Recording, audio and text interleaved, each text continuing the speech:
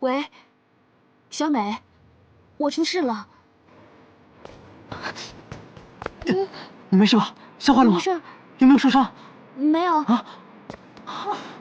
是我太大意，我没想到10米的路程也会有危险，都怪我。王峰，你们俩有问题。没事吧？啊？不是，孟峰，没有。没事吧？你没事吧？你要啊？我真没事儿。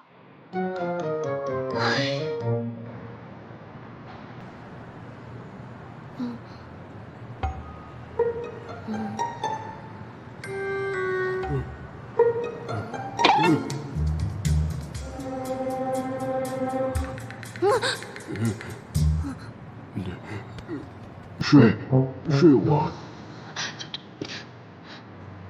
索性状告太后娘娘，说你欺负人，是你的罪。是。你耍流氓啊你！苍天呐，大地呀，小柳儿的名节可不能毁在你身上！流氓，你在干嘛？睡。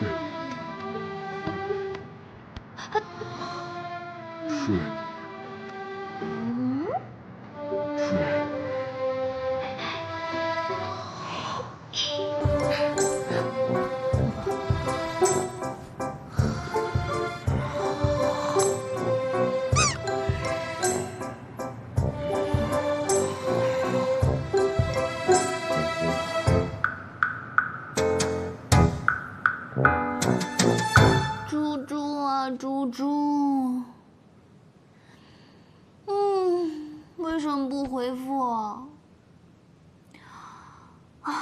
到国外去读书，居然成了代购小富婆，一忙起来你就不回复我了，是不是？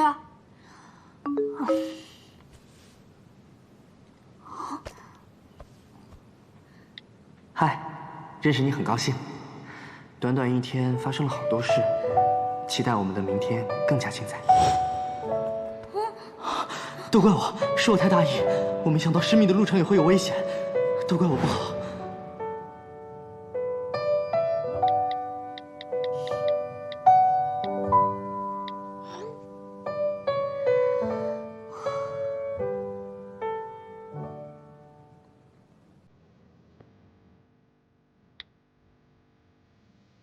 好像每个人都在前进，向前望，开始了新的生活。猪猪去了国外，叶家申请了无国界医生去了非洲，芬妮回国继续发展。